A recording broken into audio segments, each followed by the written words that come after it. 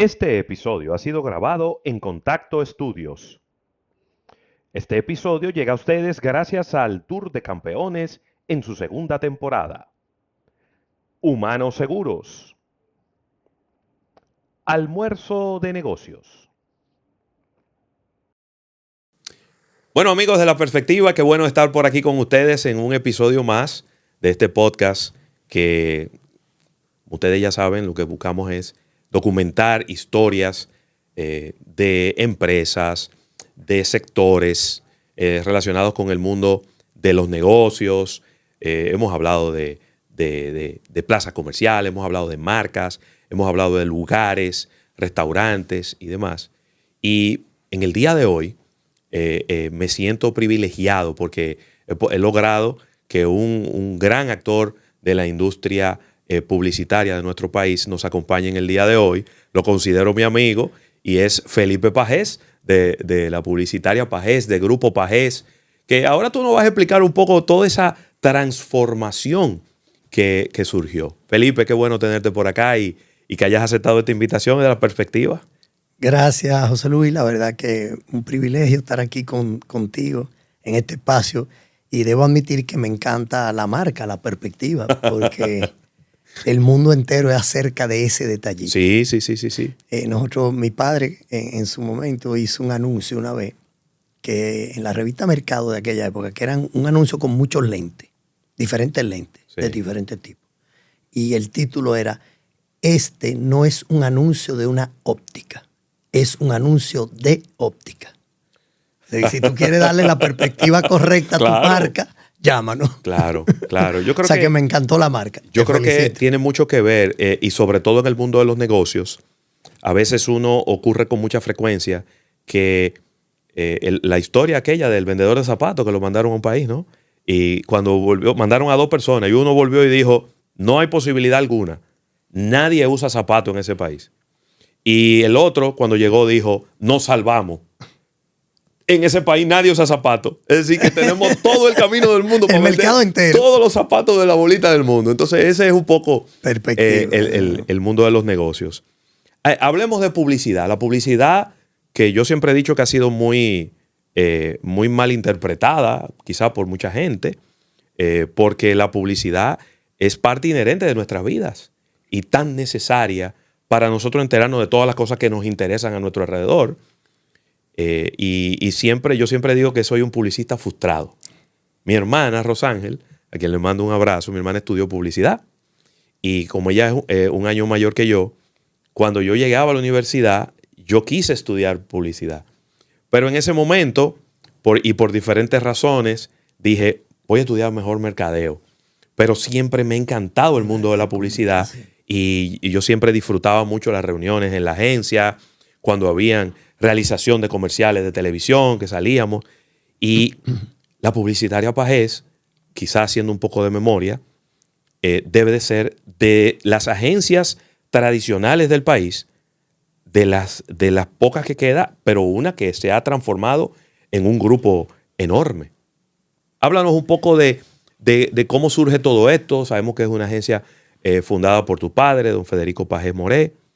Y cómo nace todo esto. Obviamente tú no estabas allí quizás desde en el inicio, pero me imagino que muchas de estas cosas tu padre debe habérselas contado. Claro que sí.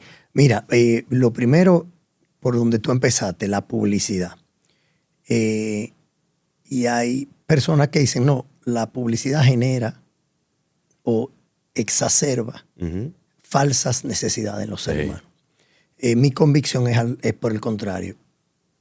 Un consumidor bien informado toma mejores decisiones en su vida. Totalmente. Y yo creo que la publicidad, uno, informa mejor a los consumidores sobre sus opciones en el mercado. 2, gracias a la publicidad hemos tenido televisión gratuita, periódicos gratuitos. O sea, gracias a la publicidad, el mundo ha sido mejor informado porque ha sido financiador de la mayoría de los medios de comunicación tradicionales e inclusive de los digitales. Fíjate ya la cantidad de publicidad que te llega en Netflix, en YouTube, en todo. Tu opción es pagar la suscripción, pero si tú quieres estar informado y entretenido gratuitamente, pues la publicidad de ese vehículo.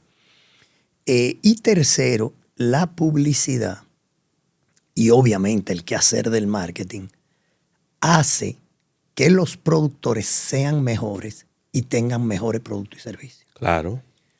Porque cuando un líder de una categoría, no importa la categoría, producto de consumo, servicio, se acomoda en ese liderazgo, la competencia de la publicidad, de las marcas que trae el marketing y la sobreproducción que vivimos hoy, pues hace que él tenga que mejorar. Claro. Y yo diría que el marketing y dentro del mismo marketing la publicidad son ese hilo conductor entre el fabricante y el consumidor. Correcto. ¿De qué otra manera yo me enteraría de que tú quieres que el teléfono sea más grande en su pantalla? Correcto. O que sea más pequeño en tamaño, o que sea más liviano, o que ese carro tenga una pantalla ahora para manejar la multimedia. ¿Cómo yo puedo identificar esas necesidades, ese valor agregado?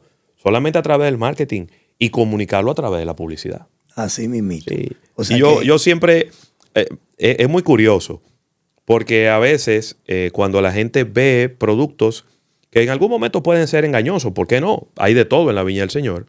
Le dicen, ese es un producto fruto del marketing. Y yo le digo, no, es que ustedes lo están viendo por el lado equivocado. Eso no es marketing. No. Eso no es marketing. Y asimismo tampoco no es publicidad. Correcto, correcto. Y la humanidad tiene un 1% de gente mala que se manifiesta en todas las áreas de la industria. En todo, en cualquier cosa. Incluyendo ofreciendo productos malos. Claro que sí. Claro pues que eso sí. Por ahí. Después, lo segundo, quiero aprovechar lo que mencionaste, de que mi hermana estudió publicidad, yo quería estudiar publicidad, para repetir algo que cada vez que tengo una oportunidad como esta de estar en un espacio de comunicación masiva, lo reitero. Y hemos trabajado algo con ADEC y las universidades, pero todavía las universidades, siento en su pensum, no han entendido la enorme oportunidad que hay dentro de publicidad. Me explico. Todavía los pensum de la mayoría de nuestras universidades confunden publicidad con diseño gráfico. Y cuando tú revisas los pensum, sí, la mayoría de los pensum tienen casi la mitad del contenido: ilustración, dibujo 1, dibujo 2. Entonces, en los países más desarrollados, el diseño gráfico es una carrera. Y diseño gráfico, obviamente, aquí en República Dominicana tenemos Alto de Chabón, que es el papá, la mamá del diseño gráfico y de ahora motion graphics y todo lo nuevo que ha llegado. Luego, la publicidad per se, y ahí hay una enorme oportunidad para las universidades, tiene 3 grandes especialidades que han sido poco comprensivas, o comprendidas, perdón. Uno es la creatividad, claro, que no es lo mismo que el diseño gráfico. No, para nada. Yo puedo ser creativo y no saber dibujar ni un gatico. Porque el creativo es el que conceptualiza, sí, el posicionamiento, que se traduce en la idea de comunicación.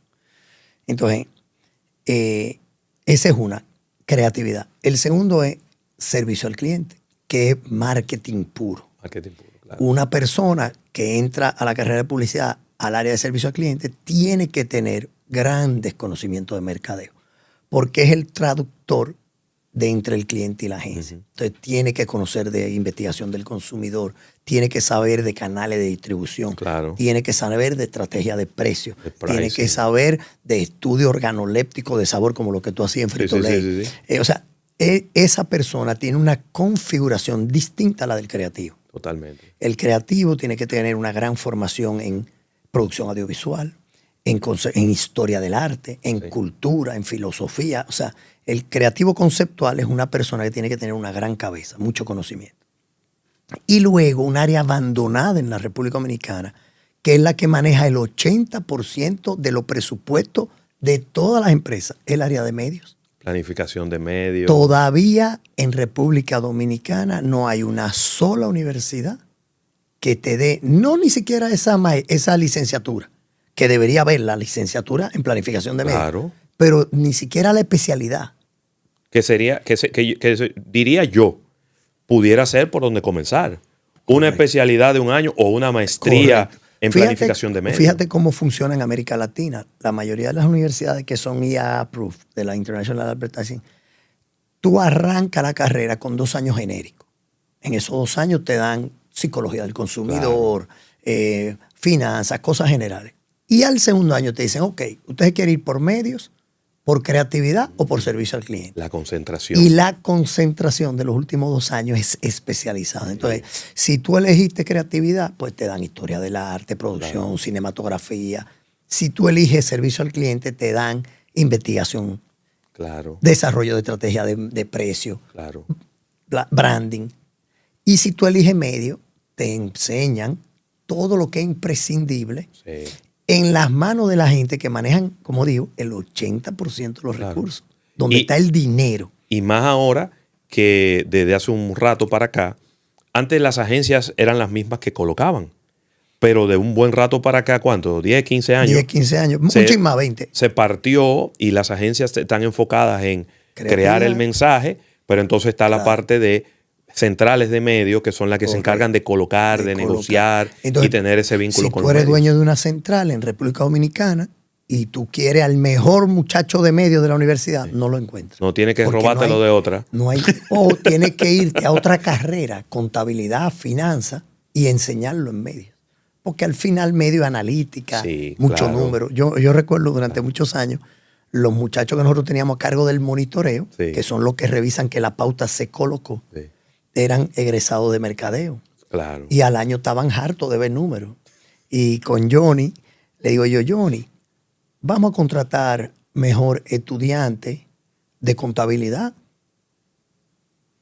Interesante. Y que sean ellos los que porque ellos no se van a cansar de ver números. Porque son tigres que les gusta eso. Y eso es netear números. Y que me pasaste 4 cuñas, entonces me debes una y repáutamela. Sí. Y de ahí para adelante, 0 rotación. O sea que quise hacer esa cuñita, porque en tu introducción de que tu hermana estudió publicidad, creo que todavía las universidades dominicanas deben acercarse más. Se llamaba, de hecho, la carrera en ese momento. Estoy hablando del año 1988, 89. Licenciatura en Arte Publicitario. Imagínate. Era así que se llamaba. Así mismo. Y mercadeo no se llamaba mercadeo, era mercadotecnia. Mercadotecnia. Obviamente. Pero mira, es un gran insumo. Yo siempre he dicho que las universidades tienen que tener un oído todo el tiempo en la industria. Porque la industria es la que le dice qué necesito. Así mismo. Y yo creo que con todos los cambios que está habiendo hoy día, qué necesidad, y muchos muchachos que están yendo a estudiar fuera del país, porque cada vez más fácil, más simple irse a estudiar fuera del país. Yo creo que las universidades dominicanas tienen un gran reto, pero tienen que escuchar a la gente de la industria. Mira, ahí tienen 3 carreras nuevas o una forma nueva de cómo diversificar la carrera de publicidad. Fíjate cómo, valga la cuñita, Barna resolvió eso. Barna era una escuela de posgrado, ahora ya metió licenciatura. Barna creó hace muchos años atrás lo que se llama el Consejo Académico Empresarial, que me honro en participar ahí, y es precisamente el oído. El Consejo Académico Empresarial, su rol es conectar la academia con la realidad. Y ahí lo que se discute es eso. Mira, se necesitan más profesionales en esta área, estas son las especialidades que están viniendo, ahora con el tema del AI. Entonces, sí, quise mencionar eso porque cada vez que tengo una oportunidad, porque todavía hace falta actualizar esos pensos. Sí, yo creo que sí. Inclusive yo me iría más lejos. Yo creo que el pensum de mercadeo no lo he revisado. No me voy a pecar de indiscreto. No he revisado el pensum de mercadeo de las principales universidades de nuestro país, pero me atrevería a decir que quizás no está del todo actualizado. Muy bien. Hablemos de la historia del Grupo Pagés, de cómo nace y de esos primeros años cuando tú entras ahí, que toda esa información y todo ese conocimiento que viene de don Federico. Claro. Mira, el año de fundación de nuestra empresa, que hoy se llama Pagés BBDO, es el 1970. Wow. Y la fundación, el fundador fue don Rafael Martín Caro. Don Rafael Martín Caro era un empresario español de la comunicación y de hecho en esa época se llamaba Marca Publicidad. Marca Publicidad, y el logo era una manzanita y sus oficinas estaban en el edificio H, en la Kennedy. Y mira qué bonita coincidencia que Marca Publicidad, mira qué nombre más contemporáneo en aquella época, pero provenía de Martín Caro, el apellido de su fundador, don Rafael. Entonces, Mi padre, que llegó a la República Dominicana en el año 71, llegamos nosotros, empieza a trabajar con él como director creativo. O sea, mi papá no fue el fundador de la compañía.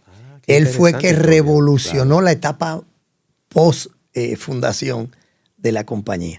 Entonces mi papá entra como director creativo, avanzan los años y don Rafael, que ya era un señor mayor, recibe su jubilación de España y decide irse a vivir a España.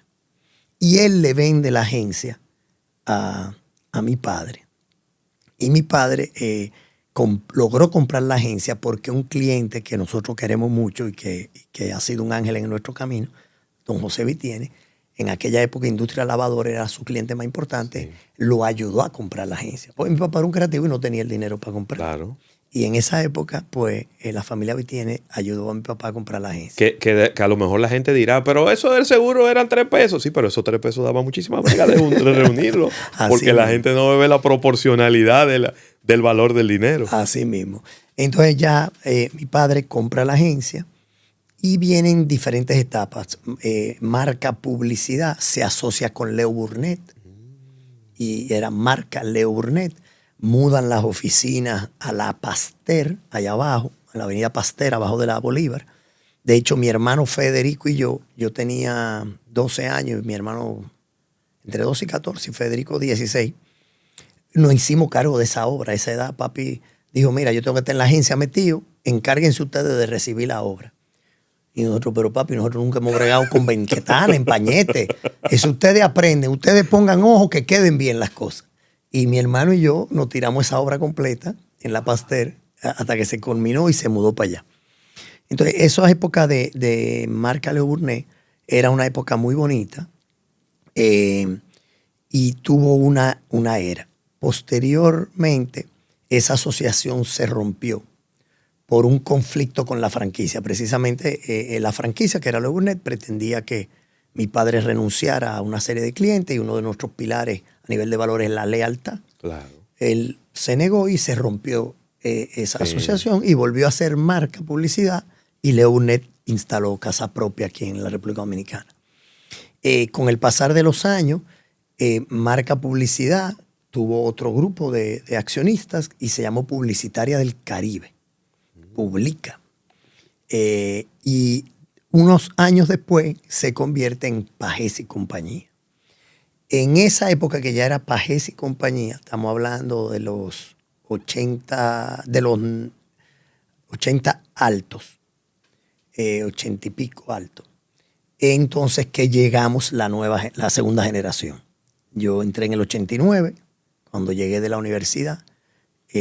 Después entraron varias de mis hermanas y después entró mi hermano Federico. Claro. Entonces, ahí, cuando nosotros entramos, ya empezaba la globalización en duro, ya empezaba el fraccionamiento de las especialidades. En la época de mi papá, un cliente era el dueño que llamaba a su publicista. Le decía, Federico, ármame una nota de prensa, o hazme un lanzamiento, o hazme una promoción. La agencia lo hacía todo. Ya un 360. Era un 360. En los finales de los 80 ya nosotros veíamos ver una aceleración de la globalización, o sea, la presencia de marcas globales, y veíamos cómo esos presupuestos que manejaba exclusivamente la agencia se empezaban a fraccionar. Y era la época en que surgieron las empresas de relaciones públicas, las agencias de medios, las empresas de BTL o promociones. De promoción. Correcto. Entonces yo te diría que describiendo la historia a la fecha de hoy, la segunda generación logró duplicar el negocio en 5 evoluciones distintas, con 5 momentos muy específicos. Wow. La primera vez respondía a que mi padre manejaba una agencia de publicidad que tenía un cliente que era el 70% de la venta. Entonces, lo que la segunda generación veía era un muy alto riesgo. Claro. Un solo cliente, si ese cliente se iba a la agencia, y el fraccionamiento de los presupuestos. Entonces, la primera idea que la nueva generación trajo a la mesa fue, papá, tenemos que buscar una franquicia. Entonces, él dice, mira, yo no tuve una buena experiencia con Leo Burnett. Claro. Salgan a buscar ustedes. Y yo me acuerdo, en aquella época las presentaciones no había PowerPoint, no había tableta, no había nada. Era una presentación impresa en papel, Claro. con un espiral que tú se la ponías al cliente al frente y le pasaba las hojas. Entonces, en ese entonces, estamos hablando años 90, yo agarro tres presentaciones de esa impresa, investigo dónde era el próximo congreso de la International Advertising Association y era en Venezuela. Y arranqué para allá. Y sí, yo me fui a Venezuela con el nombre de BBDO atrás, porque BBDO ya tenía una gran reputación de su producto creativo. Importante mencionar que los empresarios de la publicidad dominicana hemos estado compitiendo de manera global desde hace más de 50 años, Sí. porque doña Damaris, Joan mi gran Rubinstein. reconocimiento a ella y a toda la familia, doña Damaris ya tenía presencia de una marca internacional. Aquí fue la primera, hace 50 años, o sea que Y yo recuerdo que esa fue una agencia que quizás las nuevas generaciones no recuerdan. Aquí tuvo mucho tiempo FCB, también. que aquí, es Food Con and Building, correcto. que es una franquicia internacional que quizás obviamente no pudo perdurar en el tiempo, se transformó en otras cosas. Correcto. Y yo no sé si en esa época estuvo Publicis. Publicis llegó después, Llegó de la después, mano ¿verdad? de Joan Rubinstein, de doña Damaris, de Alejandro Peña, los hermanos de ahora, que eran Joan Rubinstein Damaris y ahora son Y Publicis. ahora son Publicis. Pero ya para esa época estaba Leonet, estaba FCB. Nosotros tenemos más de 50 años compitiendo a nivel global. Y en esa época, entonces, ya yo me fui en mente con la franquicia de BBDO. De BBDO. Porque ya BBDO se destacaba por su gran producto creativo y su filosofía detrás de un gran producto creativo, que es la esencia de lo que nosotros hacemos. Y nada, y en Venezuela vi un tipo que tenía un pin de BBDO y le marché. Logré que viniera a República Dominicana y en ese entonces un gran amigo de la familia, quien era el CEO de Puerto Rico, en paz descanse, Ramiro Millán, una persona que quisimos mucho, pues nos dio el voto de confianza. Y nos dijo, sí, ustedes están organizados, tiren para adelante. Y después Eduardo Vargas, que fue el CEO para América Latina, pues lo vendió. Y empezamos con lo que ellos llaman un noviazgo. Ellos primero te dan una representación a ver si tú tienes los índices de transparencia financiera, contable, si tú eres bueno a nivel creativo. Es como, esto es un periodo de prueba. Un noviazgo, correcto. Qué interesante. Entonces ahí arrancamos con BBDO. Ya nosotros teníamos una imprenta. Nosotros siempre hemos tratado de integrarnos verticalmente. Y de la mano de BBDO consolidamos ese noviazgo, digamos. Pasamos a ser Pajés y Compañía, una agencia afiliada a BBDO. Y ya en el año 95 los convencemos de comprar una participación en la compañía y BBDO adquiere el 30% de la empresa y ahí pasamos a ser Pajés BBDO. Ya teníamos derecho al nombre completo, digamos. Excelente. Entonces, eso fue al principio. Entonces, de ahí, ya habiendo traído la franquicia, empezamos lo que fue la diversificación. Y devolviéndome ahí, o poniéndole una pausa ahí, ¿cómo fue ese proceso? Es decir, cuando esa persona, tú la abordaste en Venezuela, pero también la otra persona que vino a la República Dominicana y vio este mercado, ¿qué veían ellos? Es decir, porque obviamente la República Dominicana que todos vemos hoy no es lo que era en los años 90. No. Es decir, yo recuerdo estando precisamente en Frito-Lay, haber ido a Venezuela, Caracas, en el año 99 o 2000, y yo estaba como el niño que entra a una juguetería.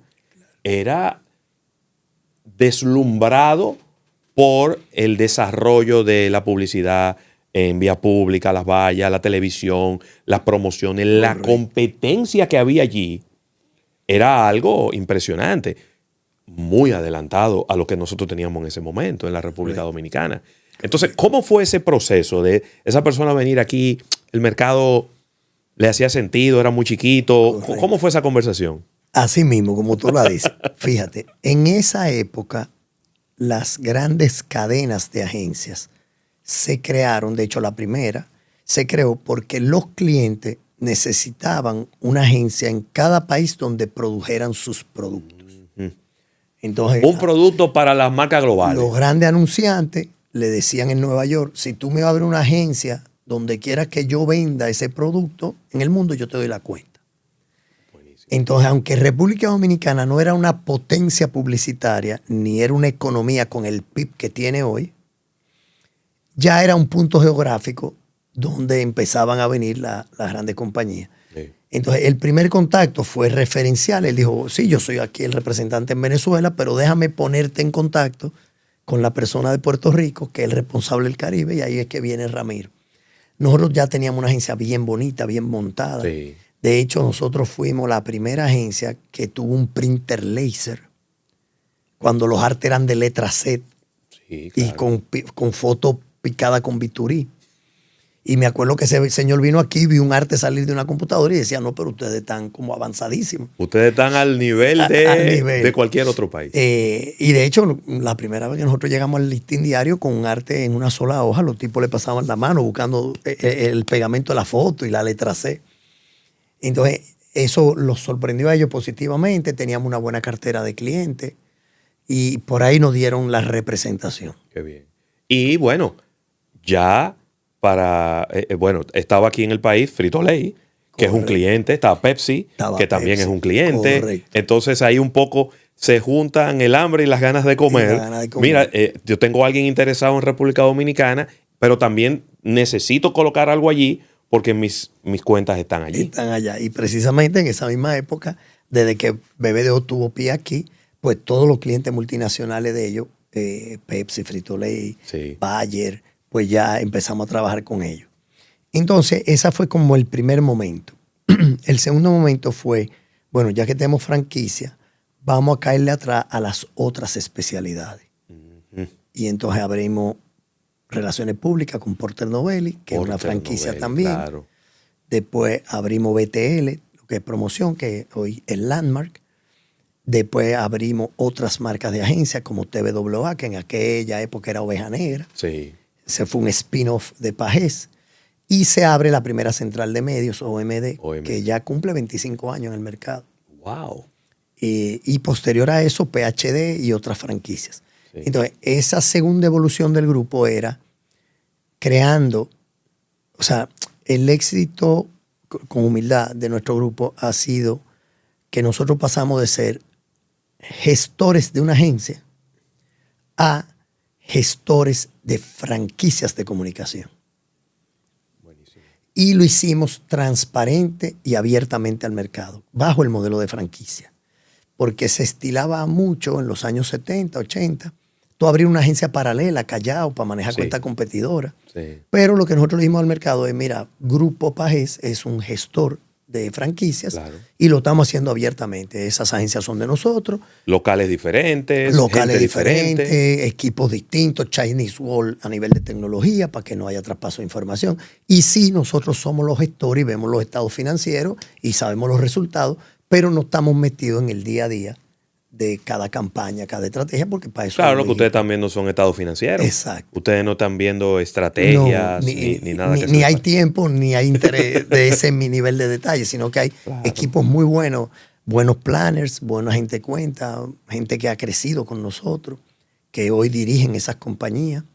Tenemos casos hermosísimos de crossover de posiciones, de gente que era desde la recepcionista hasta la directora de cobro, gente que ha crecido con nosotros. Y Qué esa es un bueno. poco la promesa que nosotros hacemos a los equipos, y es que el Pajés no es un techo, sino que hay oportunidades para que todo el mundo crezca. Sin embargo, quizá diría por ahí un financiero que entonces no se aprovecha la escalabilidad del grupo, porque, por ejemplo, tú tienes una publicitaria Pajés, pero si vas a abrir TVWA, tú tienes que buscar un edificio, Correcto. tienes que tener una persona allí de cuentas, es decir, tú tienes que montar otra estructura. No es solo el logo encima del Claro, edificio. claro. Hay otra estructura completa. Claro. Quizá en contabilidad pudiera ahí Sí. apalancarse un poco o en pagos, Correcto. pero la estructura tú tienes que montar otra estructura para tener otra Es agencia. relativo, porque lo que se tiene, nosotros tenemos un back office, un shared service center, lo que se Ok. llama un shared service center, que es un centro de servicios compartidos que maneja finanzas y contabilidad, Ok. por ende impuestos, todo, recursos humanos, Ok. IT, legal y servicios administrativos e inmobiliarios. Entonces, ese back office sí tiene la sinergia. Hay una central de facturación, Sí. hay una central de gestión de recursos humanos, y eso nos ha dado mucha atracción porque entonces los gerentes de nuestras empresas, todos son comerciales. No, nadie tiene que estar preocupado. Di que de llenar R4. Que mira a ver si ya te pago el ITEVI. No. Nada de eso. No, los gerentes nuestros, su rol es tener a los clientes contentos, conseguir nuevos negocios y que la gestión sea impecable a nivel de los valores de la compañía y de su misión. O sea que sí hay algunas sinergias y de hecho algunas edificaciones, no es que necesariamente tú tienes que tener una oficina en Higüey y otra aquí, sino que hay edificios con pisos distintos. Sí, claro. Hay ciertas sinergias que se dan y hay sinergias que se dan en la consolidación de compra de servicios, de licencias, de plataformas tecnológicas, claro. de medios. Entonces, esa sinergia sí se ve en esos aspectos del negocio. Estamos hablando de 36 años. Correcto. Que va a ser el próximo año. Obviamente nada es estático y como todo en la vida debe haber picos hacia arriba y probablemente picos hacia abajo. Tengo que quizás recordarte momentos difíciles. ¿Qué momento así, qué etapa tú dices, bueno, esta fue la etapa más difícil que nos ha tocado vivir en el Grupo Pagés? Mira, yo te diría que algo que nos diferencia a nosotros de la mayoría de los actores publicitarios del mercado es que las agencias de publicidad, la mayoría se han mantenido en negocios unipersonales o de dos socios. Sí. La diferencia nuestra es que nosotros hemos reinvertido consistentemente en el negocio, en gente y en estructura. Eso te trae menos beneficio, pero te lo garantiza a largo plazo. Más estabilidad. Más estabilidad. O sea que, gracias a Dios, cuando tú ves los números nuestros, nuestras empresas tienen 55 años siendo rentables. Unas más que otras, hay unas que no dejan dinero un año, otras, pero ha sido esa constante reinversión en gente, que es lo más costoso porque nuestra industria es de talento, y en infraestructura y tecnología. Entonces, nosotros tenemos, yendo a tu pregunta, lo que llamamos el Pagés Family Entrepreneurial Timeline, una línea de tiempo del emprendurismo. Y hoy yo te puedo decir aquí con mucho orgullo que nosotros manejamos 14 compañías con mucho éxito, pero en el camino hemos quebrado empresas, hemos vendido, hemos fusionado. O sea, no todo ha sido color de rosa. Nosotros hemos tenido grandes fracasos. Nosotros abrimos en el año 89 Unimedios, que fue la primera central de medios, cuando no existían ni en el mundo. Pero Unimedios se enfocaba en contenido. Y empezamos a traer novelas y a producir programas con Mike Mercedes, un programa de cocina, con que yo qué. Y eso fue una gatadera de cuarto y el mercado no estaba listo. No era como el mercado de hoy, que es content driven y que hay una saturación mediática. Y ese negocio fue malo. A los 3 años tuvimos que cerrarlo. Nosotros hemos tenido varios tipos de imprentas. Unas las hemos vendido, otras las hemos fusionado. Hemos tenido fábrica de etiquetas autoadhesivas. Hemos tenido agencias que hemos tenido que cerrar. Entonces, yo te diría que ahí el mensaje, si tu visión es a largo plazo, sí, y tú puedes dar esos abanicones y dar esos foul, como decimos los dominicanos. Claro. Y entonces, en la sumatoria, tú tienes empresas que pierden, empresas que ganan, pero tú compensa y empata. Momentos difíciles, esa de Unimedios, cuando tuvimos que recomprar, bueno, nosotros compramos Reto Publicidad, parte de nuestro crecimiento ha sido no solo orgánico, sino por compras y adquisiciones. Compramos Reto Publicidad en los años 90. El Reto llegó a ser la agencia más grande de este país. Era una cosa impresionante. Cuando compramos Reto, antes de comprarla, el 80% de los clientes que eran de Reto nos dieron garantía de que iban a vaquear la operación. Y después que compramos, muchos se retiraron. Ahí vinieron momentos difíciles porque teníamos una estructura nueva, teníamos una segunda marca. Pero mi papá decía que Reto había sido una institución y que Reto no podía quebrar. que había que salvar Reto por la industria publicitaria. Wow. Y así lo hicimos y tiramos para adelante. Y 5 o 6 años después, Reto se estabilizó, creció y posteriormente la absorbió Pages. Hace unos 6 o 7 años nos asociamos con los hermanos Ginebra en Cumbre. Sí. Cumbre hoy es parte de nuestro grupo. Bueno, ese momento de relanzar Cumbre Claro. necesita atracción, necesitas clientes. Fue un momento también que requirió energía bastante. Hoy Cumbre va volando y Freddy y José hacen un trabajo extraordinario ahí. Y obviamente tenemos la herencia de don Freddy, que es un asset importantísimo en la compañía, Claro. tanto él como persona, como lo que él ha representado en el mercado. Y otro momento, yo te diría que el más difícil, pero que tomamos decisiones de largo plazo y estructurales, fue el COVID. Uy. Cuando llegó el COVID, el pronóstico era el mercado publicitario va a bajar a 0. Sí. Entonces nosotros hicimos un plan de una caída en ventas del 80%. O sea, modelamos qué pasa si caen las ventas un 80%, cómo subsistimos. Y tomamos una decisión estructural. ¿Cuál fue la decisión estructural? En este grupo no se va a despedir una sola persona. Vamos a pasar el charco juntos. Este barco nadie se apea. Wow. Y entonces bajamos todos los salarios de la capa gerencial a la mitad. Bajamos un 30% los salarios de la tercera línea, de la segunda línea, y con ese dinero logramos financiar que nadie saliera de la compañía. Y yo te diría que esa decisión y la convicción de proteger a la gente, porque tomamos esa decisión, nosotros hacíamos reuniones diarias a las 8 de la mañana de gerencia. ¿Cómo van los números? ¿Qué cliente te tumbó? Que la Sirena tiene temas con que están acusando a la cajera de no mascarilla, de no guantes. Pues hagan lo que hayan que hacer. Pero ¿y cómo lo vamos a cobrar? Olvídense de eso. O sea, era una crisis cotidiana. Claro.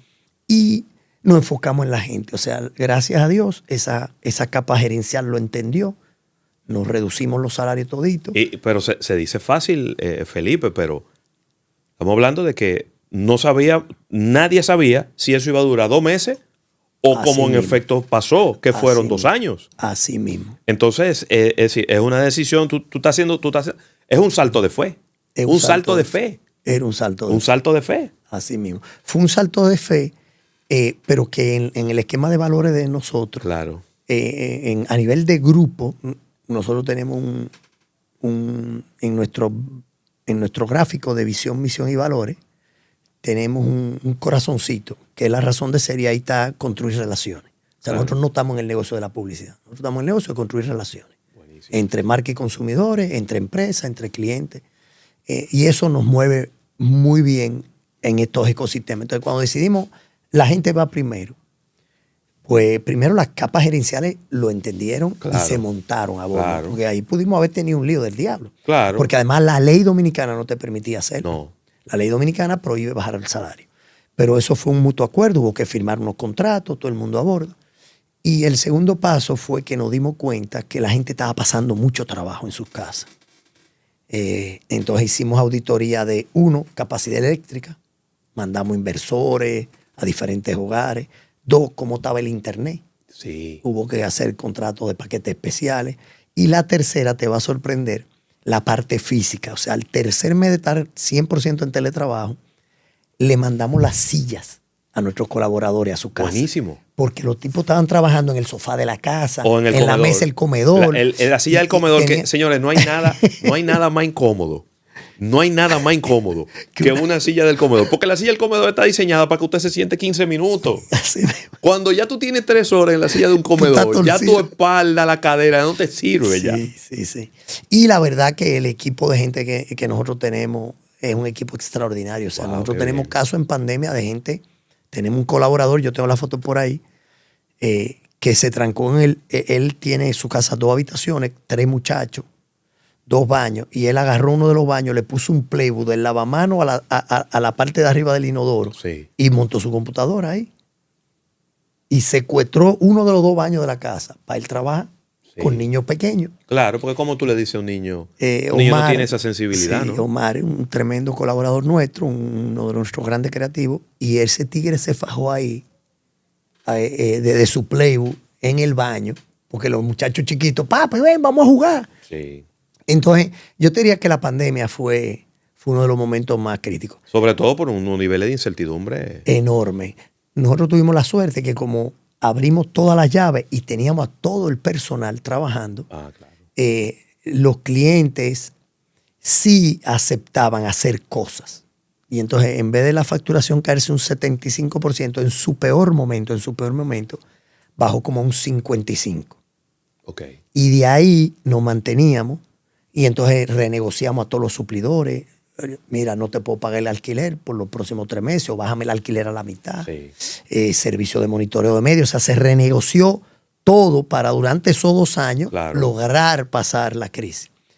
Y yo te diría que ya a finales del primer año, entonces tomamos una decisión bien valiente. Ese año cumplíamos 50 años de fundado, pero no lo podíamos celebrar. Sí. Porque ¿quién celebraba en pandemia? Entonces hicimos un programa que lo llamamos 5x5. En vez de 4x4, en una jipeta 4x4, hicimos el 5x5, que era, al cumplir los 50 años, ¿cómo veíamos los próximos 5 años? Oh. Y ahí vino muchísima gente, pues ustedes son unos malditos locos. ¿Y en qué que ustedes están pensando? Si aquí no se sabe si vamos a estar vivos la semana que viene. Dice, mira, queremos aprovechar este momento, que tenemos menos trabajo todito, para reflexionar cómo vemos esos 5 años. Hicimos un business plan en el principio del 22, Sí. de 5 años. Wow. Interesante. Y te diría que ese business plan lo revisamos en el 2023 y estábamos on target para duplicar las empresas del grupo en venta, pero nos equivocamos en márgenes, sobreestimamos márgenes. Ok. Y entonces en el 2023 reformulamos ese 5x5 en un nuevo 5x5 que está corriendo ahora, que ya está más aterrizado. Pero yo te diría como que en los momentos difíciles han sido esas las claves. O sea, uno, saber que tú vas a fracasar. Claro. O sea, tú ves esa línea de emprendimiento y nosotros hemos cometido muchísimos errores, hemos hecho muchísimos disparates, hemos perdido dinero. Claro. Pero reconocer que en ese proceso tú aprendes. Y 2, con la fe del largo plazo, como en la pandemia. Dijimos, bueno, no se sabe lo que va a pasar, pero vamos a conservar el mejor talento. Buenísimo. ¿Cómo se ha transformado la industria publicitaria en todo este tiempo? Correcto. En todo el tiempo que tú tienes dentro de la empresa y en los 55 años de la empresa. Te lo pregunto porque hace 55 años probablemente el principal medio de comunicación era el periódico. Por ahí era que Televisión. Era televisión. Correcto. Pero las reputaciones prácticamente eran en el periódico. Se construían en el periódico. Y se construían por ahí. La radio tenía un impacto fuertísimo. Correcto.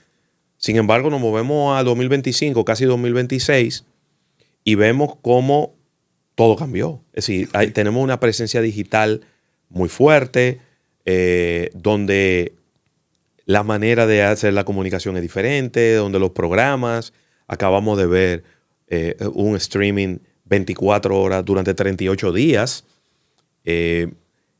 ¿Cómo ustedes han logrado hacer ese ajuste de lo que está ocurriendo con la publicidad? Sobre todo porque no es solo para ustedes entenderlo. Ustedes tienen que entenderlo y transmitírselo a sus clientes para que ellos también lo entiendan. Correcto. Mira, lo primero es hacer una reflexión de que hoy la imagen de marca, la reputación como facilitador de confianza y a la vez generador de ventas, y la publicidad, o sea, el top of mind, el yo mantenerme vigente, son más importantes que nunca. Claro. ¿Por qué? Uno, porque con la globalización se globalizaron los capitales y se abarató la tecnología. Entonces, tú que trabajaste en Frito-Lay, tú en la época de los 90, si querías una línea de producción de platanito, tenías que buscar $1 millón. Probablemente. Ok, hoy tú vas a China, a una de las ferias de comida. A la de Cantón. Y con $15,000 tú compras una máquina que pica el platanito, lo fríe y lo empaca. $1 millón versus 15,000. Sí. Y antes, si tú querías un empaque de polipropileno metalizado, Claro. tú tenías que pedírselo a México. Hoy hay 10 imprentas en República Dominicana que te hacen el mismo empaque. Sí. Entonces, pero además, hoy tú vas a un banco o a uno de los fondos de inversión, que gracias a Dios ha generado nuestro nuevo sistema bursátil de la República Dominicana, y con un proyecto te conviertes en el principal competidor de cualquier empresa. Sí, claro. Porque antes, solo las familias que eran ricas Sí, claro. podían hacer grandes negocios. Sí. Pero hoy, con acceso a capital, el sistema de pensiones está viabilizando en República Dominicana una serie de negocios maravillosos, porque con el ahorro colectivo el país crece. Claro. Entonces, el acceso a capital y el abaratamiento de tecnología ha multiplicado por 1000 la cantidad de competidores que hay en cada categoría. Señor. Y hablando de platanito, entra a cualquier bomba de gasolina y tú vas a encontrar 20 marcas de platanito. Antes había una y en lo peor, en los momentos más competitivos, de repente habían 2. Hoy hay 6. 6 más las variantes, con picante, con limón, con esto, con qué yo cuánto. Pero eso tú lo extrapolas a cualquier otra categoría. Claro. Vámonos a vehículos. No, lo que tú quieras.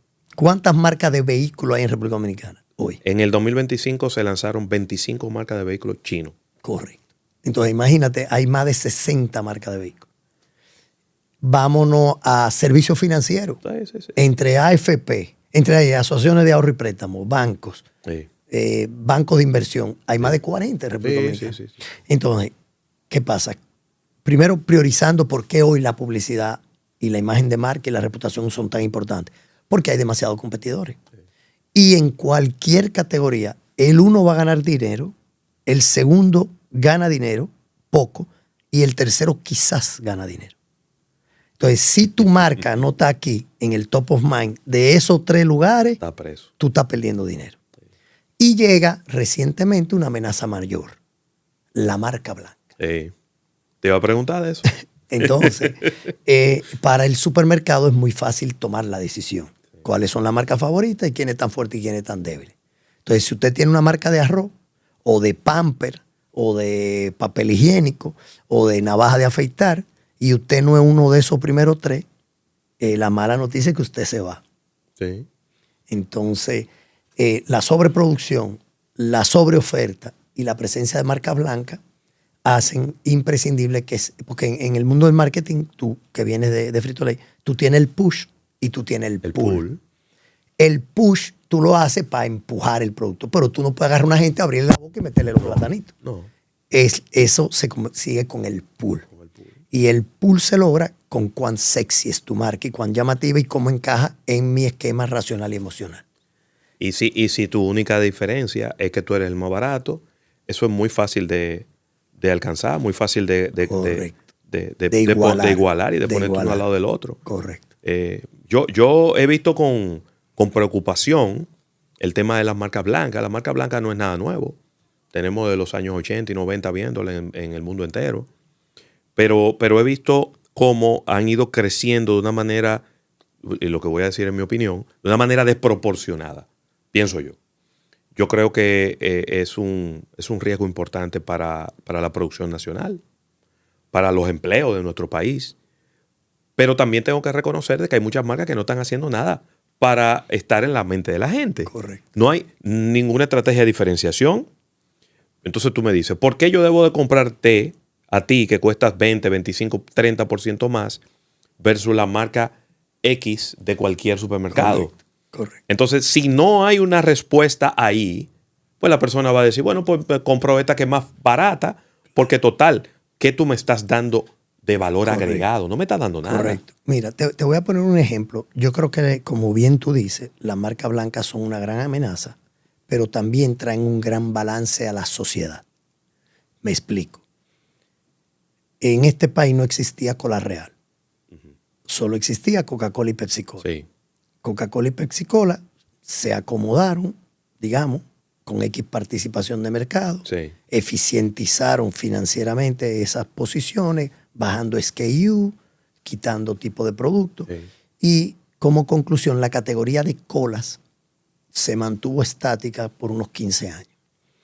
Llega el disruptor, Cola Real, con un gap de precio importante, con un nuevo sistema de distribución, con branding, Sí. con diseño de empaque, y revoluciona la categoría. Los dos líderes, digamos, se ponen la pila. Tienen que sacudirse. Se sacuden y esa competencia, volvemos al inicio de nuestra conversación, trae mejores productos, Claro. mayor cantidad de SKUs y mejores opciones de precio para el consumidor. Y la conclusión, en los últimos 10 años, después que entró Cola Real al mercado, el área de cola ha crecido. Porque obviamente Claro. la categoría se activó. Claro. Entonces, yo te diría que el empresariado dominicano, la asociación de industrias, debe preocuparse por la marca blanca. Sí. Y deben tomar acción a nivel institucional y de marca. Pero por otro lado, hay que agradecer a las cadenas de supermercados que han traído marca blanca, porque han generado una competencia Claro. a precios muy asequibles, Sí, claro. de productos de calidad. Sí. Porque, como te decía ahorita, si la manufactura y el acceso a grandes capitales se comoditizó en el mundo, Sí. ya fabricar un vasito que sea casi igualito que este no es tan difícil. No. Un pamper, Antes tú tenías que durar 3 meses ubicando quién Correcto, podía hacerte ese vasito. correcto. Hoy probablemente tú te metes en internet y encuentras 5 fabricantes del vasito que te quedan cerca por aquí. O, como dije, la velocidad de la tecnología. La Porsche sacaba un carro turbo y Sí. tardaban 10 años en copiárselo. No, ya no. Al año que viene. Ahora va tan rápido que se lo copian de una vez. Bueno, pero la gente decía, wow, Tesla, esto es una maravilla.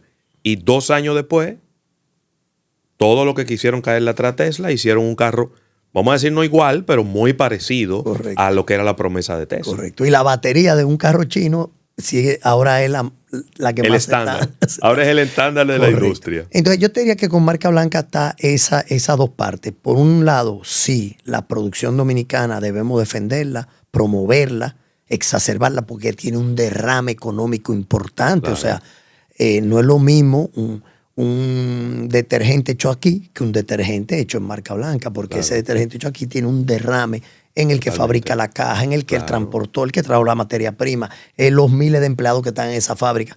Sí, pero por otro lado el aporte de marca blanca a nivel de retailer es, óyeme, yo estoy trayendo al mercado otros Sí. productos. Te estoy dando opciones. Te estoy dando opciones de calidad y precio que a nivel social, en países que están en vía de desarrollo como el nuestro, pues traen un balance también. Claro. ¿Cómo tú piensas que va a estar la industria de la publicidad y la comunicación en los próximos 10 Claro. años? En los próximos 5, en los próximos 10 años. Sí, entonces, fíjate, con esa revolución tecnológica, el mercado de publicidad se ha separado en dos. Los publicistas que no lo vieron venir y que no invirtieron en tecnología. Ese grupo está en pánico, Claro. porque con 2 o 3 AI agents que yo monte, mi cliente va a hacer su arte, va a hacer su jingle. Inclusive puedo hacer algún tipo de planificación de medio con los AI agents de Sí. Google. Sí. Entonces, el grupo que invertimos, y nosotros tenemos 17 años invirtiendo en tecnología, fíjate que Grupo Pajes nunca abrió una agencia digital. Nosotros no tenemos al día de hoy una agencia digital.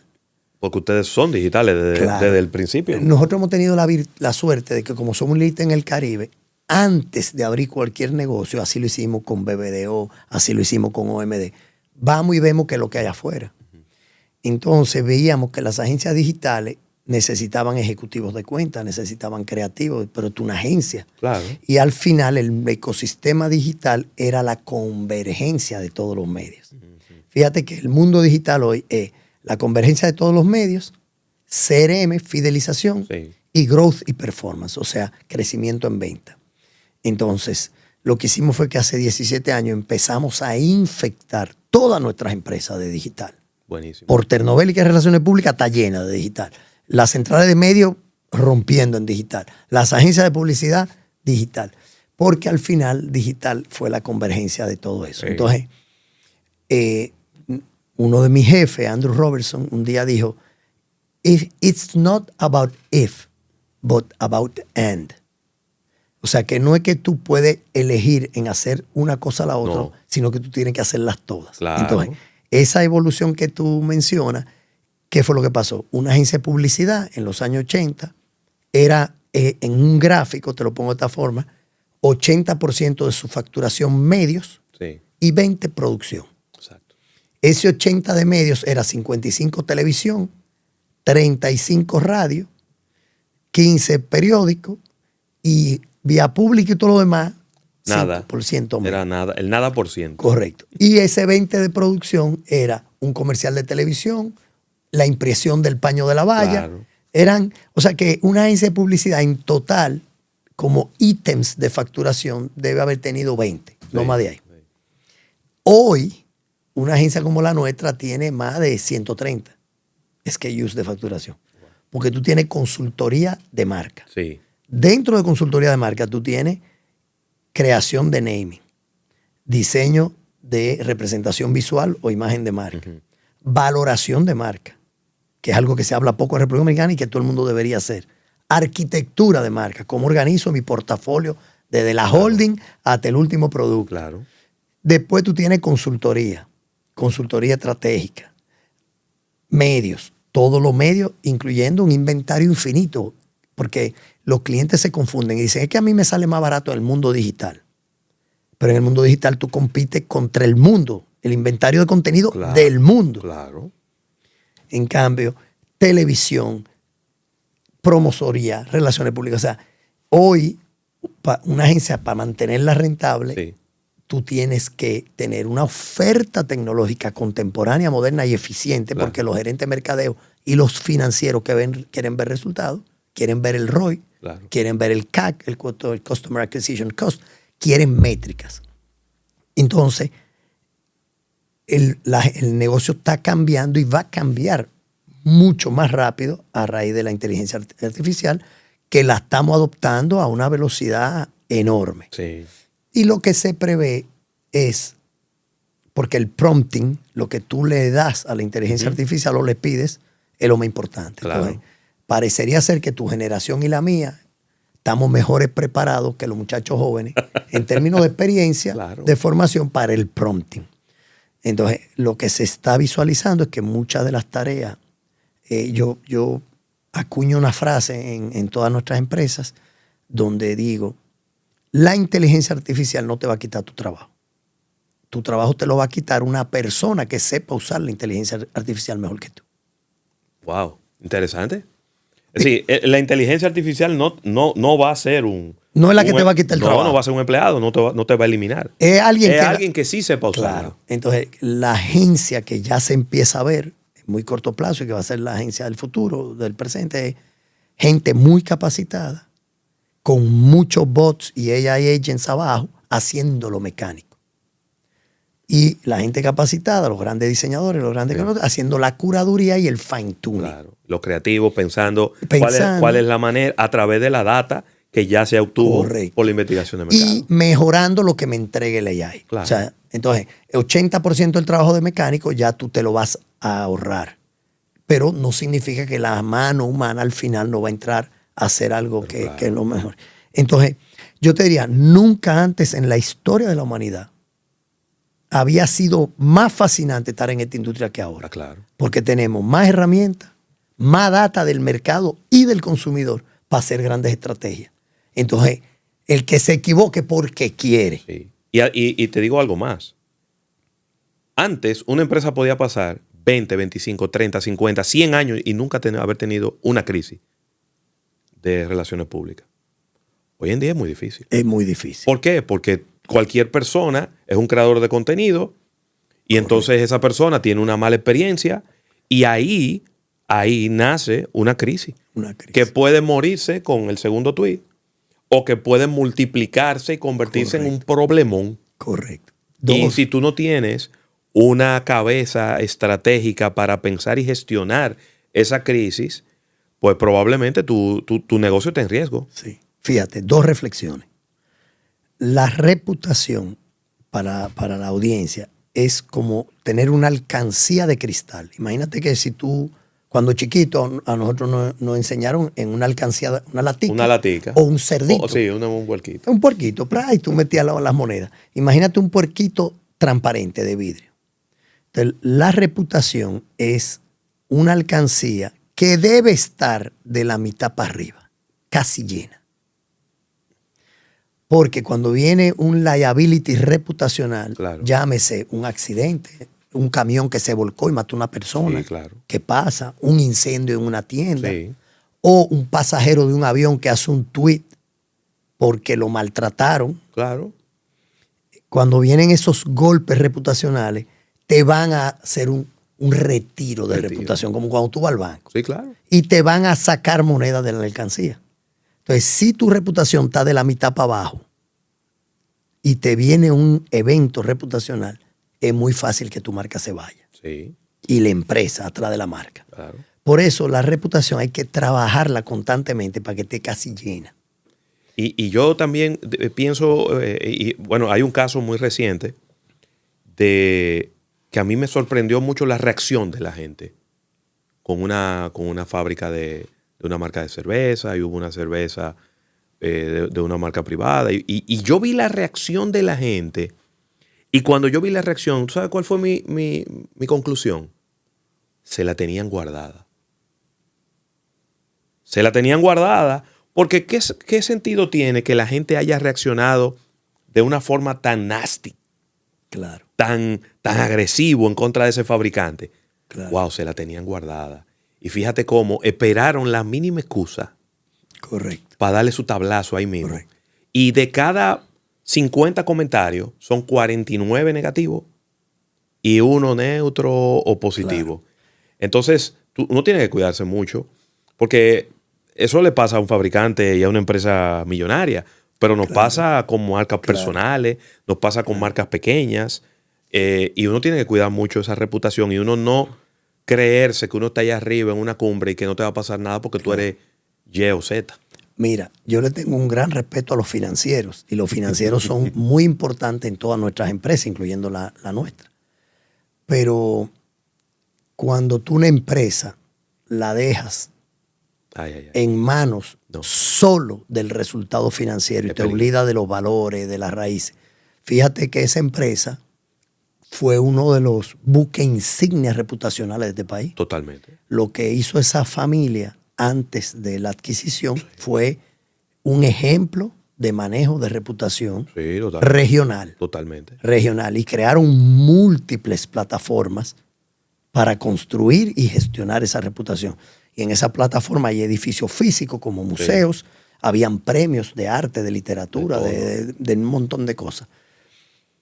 Y cuando las empresas se gestionan desde el punto de vista financiero, donde tú aprietas a tu empleado, aprietas a tus suplidores, aprietas a los medios de comunicación, aprietas a todo el mundo, esa estrategia se te revierte. Totalmente. Y es lo que tú estás diciendo. Sí. Se la tenían guardada. Exacto.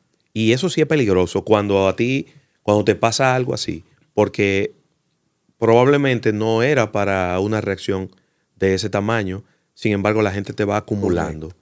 Y luego te devuelve hasta con los intereses. Entonces tú te cuestionas, tú dices, ven acá, pero si tú estás explotando a todos tus suplidores, tú estás recortando tu pauta publicitaria, dejando miles de periodistas en banda. Tú estás recortando tu plataforma de patrocinios que hacían posible muchísimas cosas en el país. Entonces todo eso después tú lo quieres tapar con una estrategia de responsabilidad social empresarial. No funciona. De que sembrando una matita. No. Entonces, lo otro era la zapata de tu estrategia. Claro. Hay que ser muy cuidadoso con eso. Hay una palabra nueva que yo conocí gracias a Mónica Herrera, y es greenwashing. Entonces tú ves toda esa cimadera de matica y todas esas cosas, mientras por el otro lado estás haciendo todo lo contrario. Todo lo contrario. Lo que estás haciendo es un greenwashing. Y en un patio como el nuestro, todo se sabe. Todo se sabe. Entonces, las empresas son castillos de cristal. Ahora, como tú decías, tú decías, en el mundo de hoy, un tuit. Fíjate, tú me regalas un canal, tú me llamas, Felipe, te voy a regalar tal canal, y yo no lo cojo.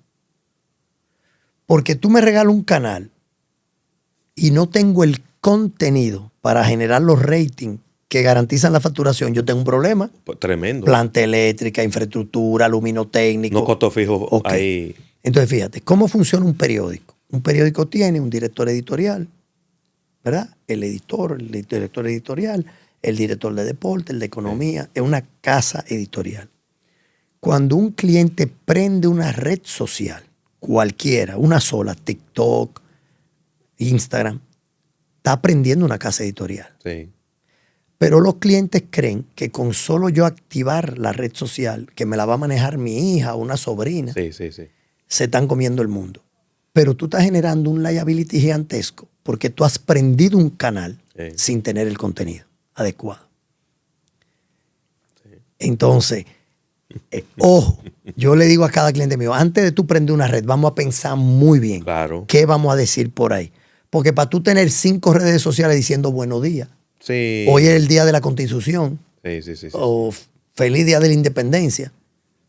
Entonces, gestionar reputación, gestionar marcas en un mundo de hoy, donde una persona con un Instagram o un TikTok te explota una compañía. Sí, claro. Requiere eso y requiere algo muy importante, una estrategia, una herramienta y un protocolo de gestión de crisis. Claro. Porque el tiempo vuela. Sí. Si tú tienes una línea aérea y un cliente está subiendo un video de que lo están maltratando, eso no se apaga 24 horas después que se reúne el board. No, eso hay que apagarlo ahí mismo. Inmediatamente. Entonces los protocolos de gestión de crisis son muy importantes. Sí. ¿Quiénes son los contactos? ¿Quiénes son los que tienen que aprobar? ¿Quién es el vocero? ¿A quién es que vamos a llamar a las 3 de la mañana para que dé la orden? Sí. O sea que en ese sentido es muy, muy importante todo lo que tiene que ver con preparar a las empresas para gestionar crisis reputacional. Buenísimo. Felipe, no quiero abusar de tu tiempo. No vamos a dejar una segunda parte. Tenemos que dejar espacio para la segunda parte. Pero te agradezco infinitamente que hayas aceptado esta invitación y que hayas venido aquí a hablar de estos temas que nos apasionan y que nos gustan y que nosotros quisiéramos que también a usted le apasione y que le gusten, porque son temas demasiado importantes como para dejárselo solamente al departamento de mercadeo, como dijo por ahí, creo que fue Ogilvy que dijo, el mercadeo es tan importante que no lo podemos dejar solamente al departamento de mercadeo. Gracias por acompañarnos, enviarle un abrazo a todo el equipo de Grupo Pagesa. Ahí tenemos a grandes amigos, Belkis, Johnny. Y bueno, me quedo con esos dos para que después no se me pongan guapos. Por el contrario, agradecerte esta invitación, ojalá se repita y reconocer tu trabajo, tu trayectoria.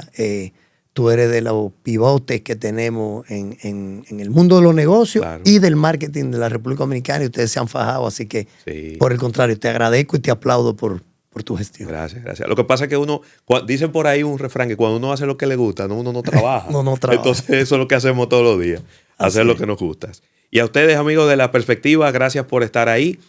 Si a usted le pareció este contenido magnífico que hemos creado el día de hoy, si le pareció que puede ser importante para otra persona, por favor, compártalo con esa persona y, ¿por qué no? Dale like y suscríbete a este canal para que seas el primero siempre en disfrutarlo cada vez que subamos un video nuevo. Nos vemos en otra perspectiva. Bye, bye. Este episodio ha sido grabado en Contacto Studios. Este episodio llega a ustedes gracias al Tour de Campeones en su segunda temporada. Humanos Seguros. Almuerzo de negocios.